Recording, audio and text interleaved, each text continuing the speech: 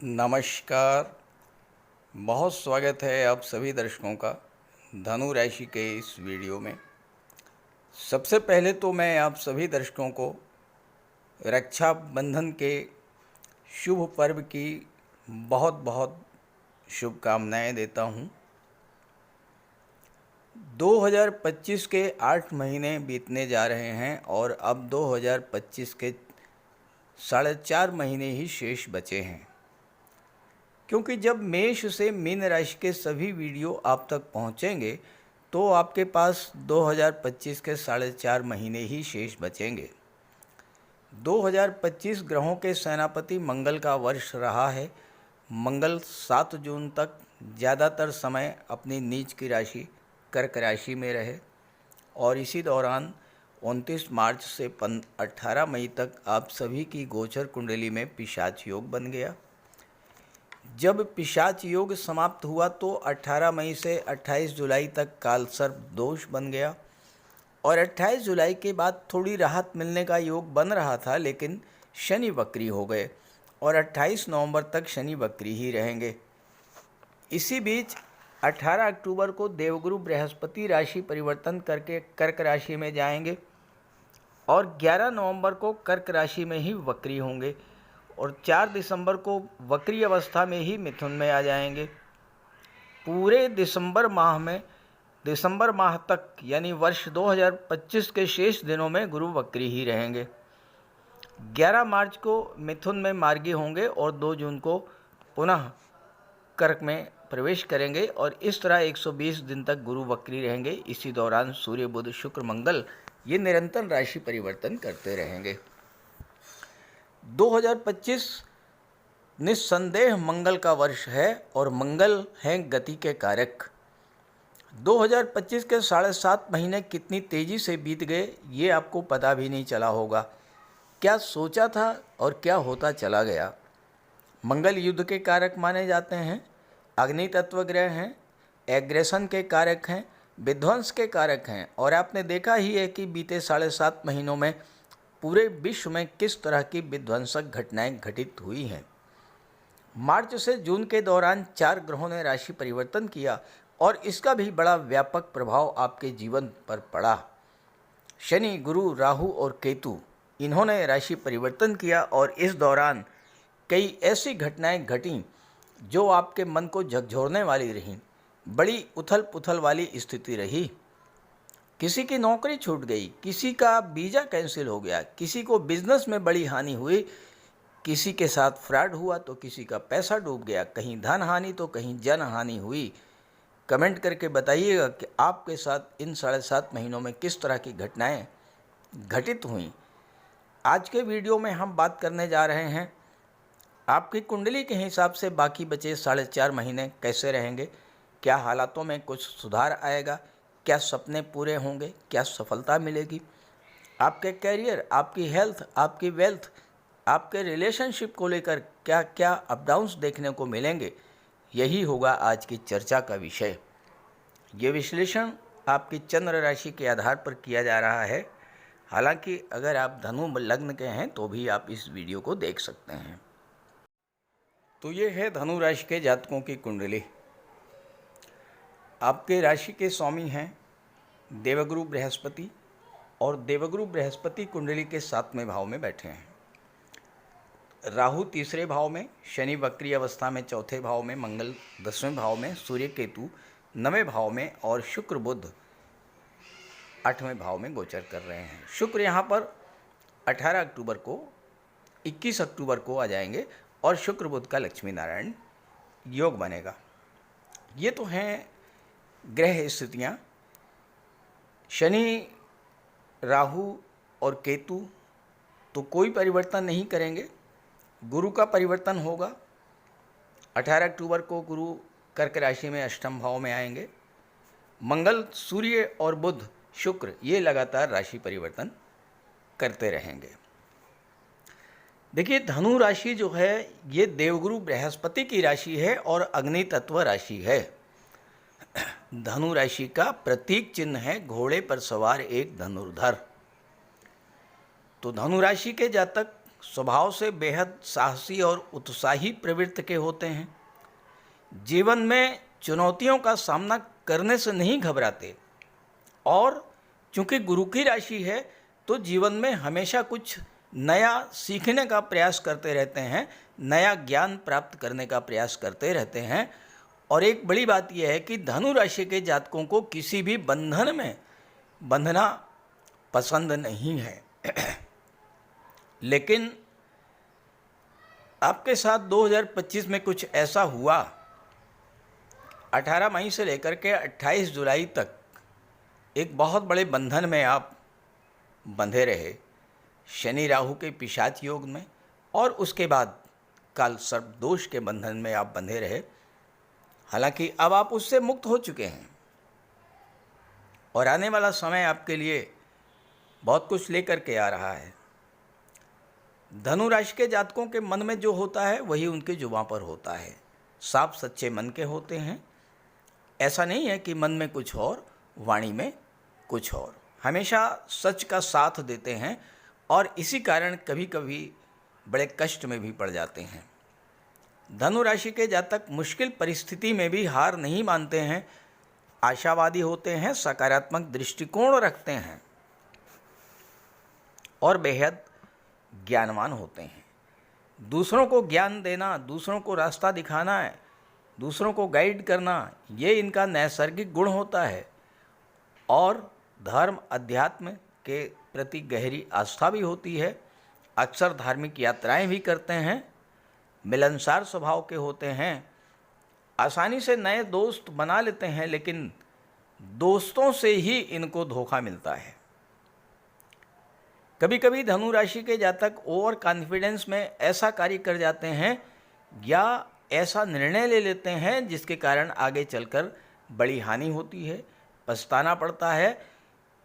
और एक और कमी है धनु राशि के जातकों में कि बहुत जल्दी क्रोधित हो जाते हैं और कभी कभी क्रोध के कारण बनते बनते काम बिगड़ भी जाते हैं। प्रेम के मामले में उत्साही होते हैं लेकिन इमोशनल होते हैं। छोटी सी बात बहुत जल्द इनको चुभ जाती है। हालांकि ये वफादार होते हैं और समर्पित साथी भी सिद्ध होते हैं। तो ये तो हैं धनु राशि के जातकों की कुछ विशेषताएं। और अगर आप धनु राशि के हैं तो कमेंट करके बताइए कि क्या ये सारी चीज़ें आपके अंदर हैं। अब आइए समझते हैं कि आने वाले 4.5 महीनों में धनु राशि के जातकों को क्या कुछ प्राप्त होने वाला है।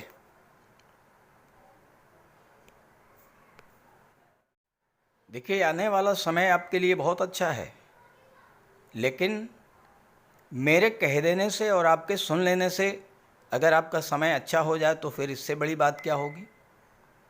लेकिन ऐसा नहीं होता।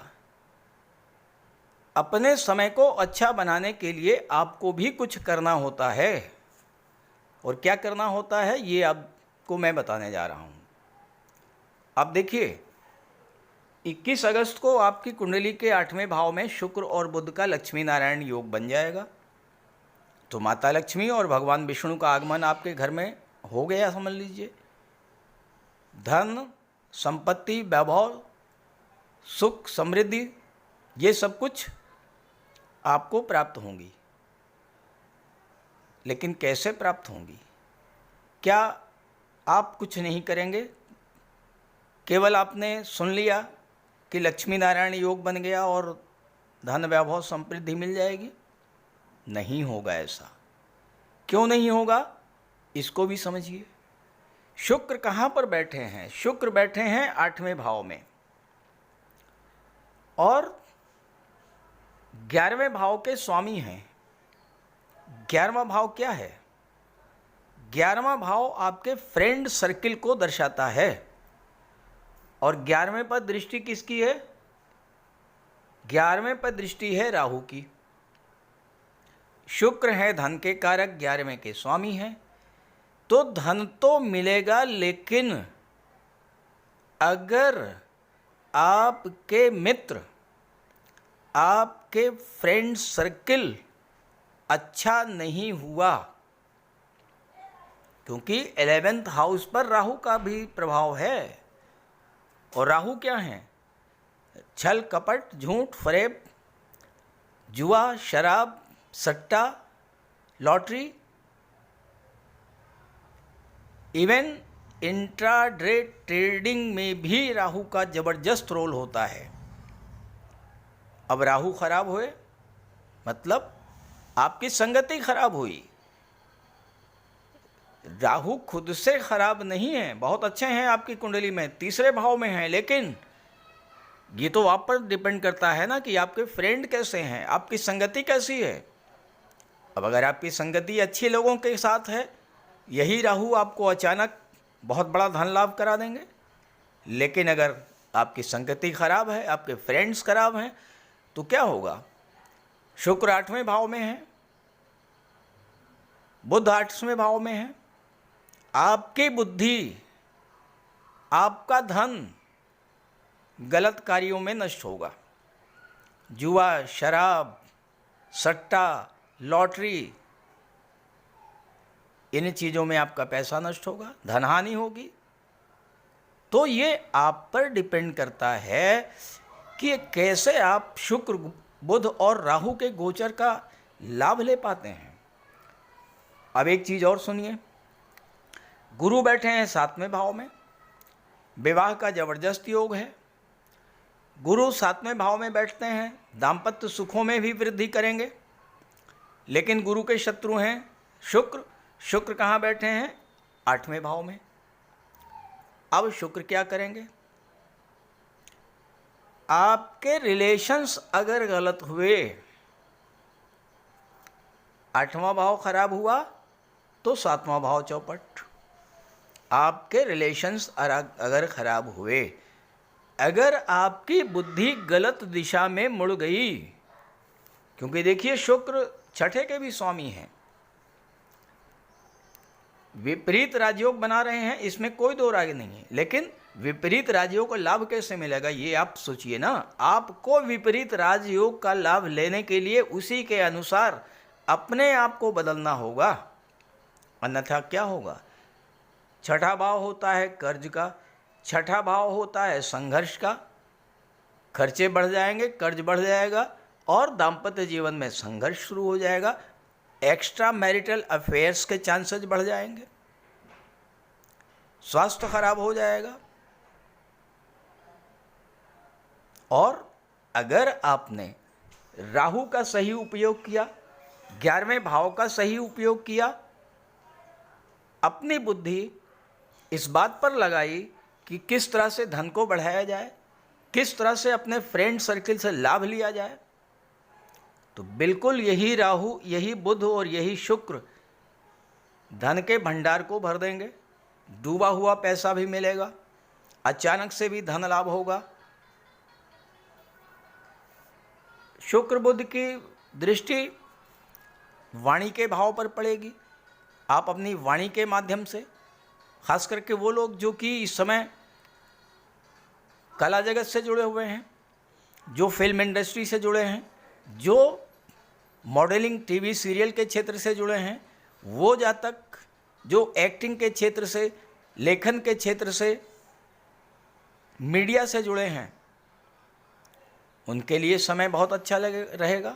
शुक्र के विपरीत राजयोग का भी लाभ मिलेगा, लक्ष्मी नारायण योग का भी लाभ आपको मिलेगा। लेकिन जो मैंने कहा, इस बात पर आपको विशेष ध्यान रखना पड़ेगा।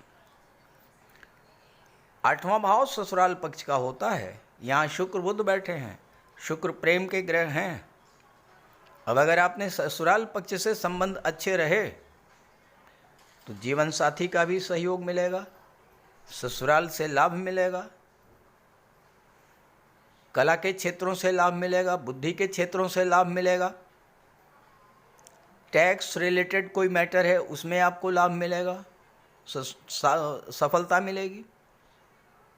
ये डिपेंड करता है कि आप अपने आप को किस तरह से शुक्र और बुध के गोचर का लाभ लेने के लिए तैयार करते हैं। अब देखिए, सूर्यदेव आपके लिए प्रबल योग कारक हैं, अपनी ही राशि में भाग्य के भाव में बैठे हैं, केतु के साथ हैं। केतु की विशेषता है अगर कोई ग्रह अपनी ही राशि में बैठा हुआ है केतु के साथ, उसके बल में 5 गुना तक की वृद्धि कर देते हैं। तो सूर्य के बल में वृद्धि होगी, सूर्य अत्यंत बलवान होंगे। सूर्य जब बली होंगे तो भाग्य का साथ मिलेगा। लेकिन अगर आप सूर्य को नाराज कर देंगे, सूर्य क्या है? पिता के कारक हैं। आप पिता को नाराज कर दीजिए, क्या होगा? भाग्य का साथ मिलना बंद हो जाएगा। यही सूर्य जो पॉजिटिव फल दे रहे हैं आपको, वही नेगेटिव फल देने लगेंगे, क्योंकि केतु के साथ हैं। अगर पिता के साथ आप संबंध बना करके रखते हैं, पिता का सम्मान करते हैं, पिता का आशीर्वाद देते हैं, पिता के मार्गदर्शन में कार्य करते हैं, आप देखिएगा यही सूर्य आपके भाग्य को चमका देंगे। और 17 सितंबर को सूर्य जब 10वें भाव में आएंगे, मंगल के साथ होंगे, मित्र की राशि और मित्र के साथ गोचर करेंगे। क्या करेंगे? आपके कार्य क्षेत्र में ज़बरदस्त लाभ मिलेगा। सूर्य गवर्नमेंट को रिप्रेजेंट करते हैं, मंगल भी गवर्नमेंट को रिप्रेजेंट करते हैं, तो गवर्नमेंट का पूरा सहयोग मिलेगा। सरकारी कार्यों में सफलता मिलेगी, मान सम्मान बढ़ेगा आपका। कोई प्रमोशन का मैटर है, वेतन वृद्धि का मैटर है, वो सॉल्व होगा। गवर्नमेंट प्रोजेक्ट आपको मिल सकता है। गवर्नमेंट से जुड़ करके आपके कार्य पूरे होंगे। सरकारी अधिकारियों, सरकारी कर्मचारियों का आपको सहयोग मिलेगा। यही मंगल और सूर्य राशि परिवर्तन करेंगे, एकादश भाव में चले जाएंगे। एकादश भाव में जब मंगल और सूर्य होंगे तो धन की वर्षा करेंगे। लेकिन बजरंगबली की आराधना करना मत भूलिएगा, सूर्यदेव को जल अर्पित करना मत भूलिएगा, गायत्री मंत्र का पाठ करना मत भूलिएगा, आदित्य हृदय स्तोत्र का पाठ करना मत भूलिएगा। आने वाले 4 महीनों में सूर्य और मंगल आपको इतना कुछ लाभ देने जा रहे हैं जो आपकी कल्पना से परे है। लेकिन सूर्य को नाराज मत कीजिए, यानी पिता को नाराज मत कीजिए। महिलाओं के लिए मंगल पति के कारक होते हैं, पुरुषों के लिए भाई के कारक होते हैं। मंगल को नाराज मत कीजिए, यानी भाई से रिलेशंस अपने अच्छे रखिए, पति के साथ रिलेशंस अच्छे रखिए। अगर आप महिला हैं, अगर आप जॉब करती हैं, गवर्नमेंट से जुड़े हुए किसी प्रोजेक्ट से आपका संबंध है, मंगल सूर्य आपके लिए बहुत अच्छे होंगे। तो जो जिस चीज़ का कारक है उस चीज़ से संबंधित चीज़ों को मैनेज करके आपको चलना होगा। अब गुरु आपके कुंडली के 7वें भाव में बैठे हुए हैं, लग्न को देख रहे हैं, आपके ज्ञान में वृद्धि करेंगे, व्यक्तित्व में एक आभा होगी। आप जो कहेंगे लोग बड़े ध्यान से उसको सुनेंगे। लेकिन अगर आपने माता पिता गुरु वृद्धजनों का सम्मान नहीं किया, भूल करके भी उनका अपमान कर दिया, तो क्या होगा? यही गुरु नेगेटिव फल देना शुरू कर देंगे। आपके डिसीजंस गलत होने लगेंगे, दाम्पत्य जीवन खराब होगा, विवाह में देरी होनी शुरू हो जाएगी। तो गुरु से संबंधित जो कार्य हैं उसको पूरे मन से कीजिए। माता पिता का सम्मान कीजिए, वृद्धजनों का सम्मान कीजिए, उनकी सेवा कीजिए, गुरु का सम्मान कीजिए। देखिए गुरु कितना अच्छा फल आपको देते हैं। 18 अक्टूबर को गुरु आ जाएंगे 8वें भाव में अपनी उच्च की राशि में, और यहाँ पर गुरु विपरीत राजयोग बनाएंगे। जब विपरीत राजयोग बनाएंगे तो गुरु की दृष्टि जब 12वें भाव पर पड़ेगी, तो जो लोग विदेश में हैं और विदेश में सेटल होना चाहते हैं, समय बेहद अनुकूल रहेगा उनके लिए, विदेश में वो सेटल हो सकते हैं। 12वें भाव के स्वामी कौन हैं? मंगल हैं। 27 अक्टूबर को मंगल 12वें भाव में पहुंच जाएंगे। जो मेडिकल के क्षेत्र से जुड़े हैं, जो गेम्स और स्पोर्ट्स के क्षेत्र से जुड़े हैं, उनके लिए बेहद अनुकूल रहेगा समय। लेकिन कुछ बातों का आपको ध्यान भी रखना होगा। मंगल पंचम भाव के स्वामी हैं। मंगल क्रोध और उग्रता के कारक होते हैं, जल्दबाजी के भी कारक होते हैं। और 5वां भाव क्या है? लव रोमांस को दर्शाता है। जब मंगल राशि परिवर्तन करेंगे और 13 सितंबर को 11वें भाव में आएंगे तो मंगल की दृष्टि पड़ेगी 5वें भाव पर। अब यहाँ पर अगर आपने क्रोध के कारण अपने रिलेशंस को खराब कर दिया और जल्दबाजी में कोई निर्णय ले लिया तो फिर आगे चल करके आपको पछताना पड़ेगा। संतान के साथ आपके रिलेशंस खराब हो गए तो फिर समस्या होगी। तो इस बात का ध्यान रखना है, आपको अपने क्रोध पर, उग्रता पर कंट्रोल रखना है, जल्दबाजी में कोई निर्णय नहीं लेना है। और 5वां भाव शेयर मार्केट का होता है। 13 सितंबर से 27 अक्टूबर तक मंगल रहेंगे 11वें भाव में। धन देंगे मंगल, लेकिन जल्दबाजी मत कीजिएगा। निवेश बहुत सोच समझ करके कीजिएगा। 12वें भाव में जब मंगल जाएंगे तो विदेशों से धन की प्राप्ति करा देंगे। तो इस तरह से शुक्र, बुध, सूर्य, केतु, गुरु, मंगल, इनकी बात हो गई। अब बात करते हैं शनिदेव की और राहु की। देखिए, शनि वक्री हैं और 28 नवंबर तक शनि वक्री रहेंगे। वक्री अवस्था में शनि को या किसी भी ग्रह को चेष्टा बल की प्राप्ति होती है, इसमें कोई दो राय नहीं है। लेकिन यहाँ पर यह देखना होता है कि क्या वक्री ग्रह आपके लिए कारक है या अकारक है। तो शनि वक्री हैं, लेकिन आपके लिए, धनु राशि के लिए कारक बिल्कुल नहीं है।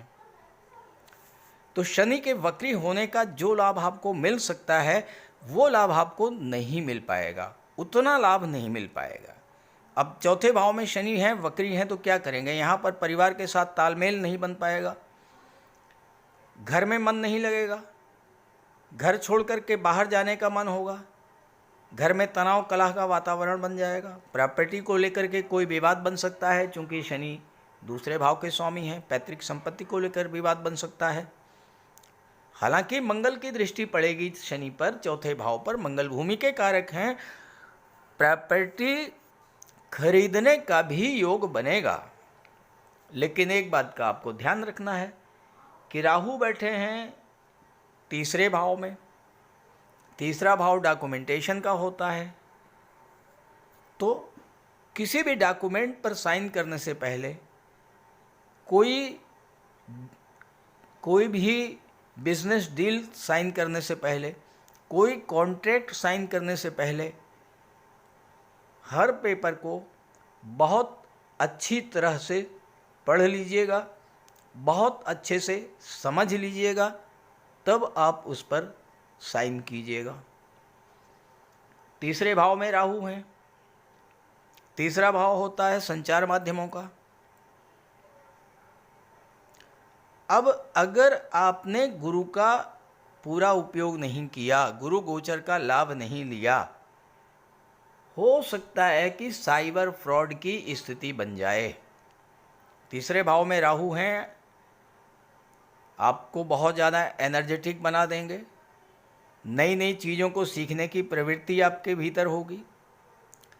आपकी इंट्यूशन पावर बहुत स्ट्रांग होगी। डिसीजंस आपके बहुत अच्छे होंगे। कम्युनिकेशन बहुत स्ट्रांग होगा। लेकिन जल्दबाजी अगर आपने किया, उस स्थिति में साइबर फ्रॉड की स्थिति भी बन सकती है। तो किसी को अपना OTP मत शेयर कीजिएगा। किसी भी अनजान लिंक पर क्लिक मत कीजिएगा। हालांकि भाई बहनों से थोड़े संबंध खराब करेंगे। केतु की दृष्टि पड़ेगी तो यात्राएं भी आपको करनी पड़ेंगी। लेकिन यहाँ पर तीसरे भाव का जो राहु होता है वो 11वें भाव को देखता है, और जब 11वें भाव को देखता है तो धन के मामले में तीसरे भाव का राहु बहुत अच्छा होता है। लेकिन यहाँ पर भी वही सावधानी आपको बरतनी है कि अपने सर्किल का, फ्रेंड सर्किल का ध्यान रखना है। रातों रात अमीर बनने के चक्कर में, क्योंकि राहु आपकी महत्वाकांक्षा को बढ़ा देंगे, जल्दबाजी में और ज़्यादा से ज़्यादा पैसा कितनी जल्दी मिल जाए, इस चक्कर में अगर आप गलत रास्ते पर चल पड़े तो राहु जबरदस्त धन हानि भी करा सकते हैं। इस बात का ध्यान रख करके चलना होगा आपको। सप्तम भाव पर राहु की दृष्टि पड़ेगी। पार्टनरशिप में गलतफहमी पैदा करेंगे राहु। लेकिन अगर आपने गुरु का यूज़ किया, यानी अपने ज्ञान का प्रयोग किया, तो प्रॉब्लम सॉर्ट आउट हो जाएगी। ऐसे ही जीवन साथी के साथ भी रिलेशंस बिगड़ सकते हैं, लेकिन गुरु का प्रयोग करना है। गुरु की क्षमता का, गुरु की शक्ति का आप यूज़ कर लेंगे, राहु न्यूट्रलाइज हो जाएंगे, क्योंकि गुरु की दृष्टि राहु पर पड़ रही है। तो इस तरह से आने वाले 4 महीने, आप 4.5 महीने आपके लिए बहुत अच्छा रिजल्ट देने जा रहे हैं। लेकिन जो मैंने आपको बताया है सावधानियां, उस पर विशेष ध्यान रखते हुए अगर आप काम करेंगे तो बहुत कुछ आपको मिलेगा भी इस गोचर काल में। अब यहाँ प्रश्न ये है कि क्या सभी जातकों को एक जैसा ही फल मिलेगा? तो ऐसा बिल्कुल नहीं है, क्योंकि धनु राशि के 1-2 नहीं करोड़ों जातक हैं और हर जातक की कुंडली में ग्रहों का गोचर अलग अलग है। अगर आप ये जानना चाहते हैं कि आपके जीवन में समस्याएं किस कारण से हैं और उन समस्याओं का समाधान क्या है, तो वीडियो के डिस्क्रिप्शन बॉक्स में मैंने अपना व्हाट्सएप नंबर दे दिया है। आप अपनी समस्या भेज सकते हैं और मैं आपकी समस्या का समाधान करने का पूरा प्रयास करूंगा। साथ ही साथ इस वीडियो को, इस जानकारी को अपने साथियों मित्रों को भी ज़रूर शेयर कीजिएगा। नमस्कार।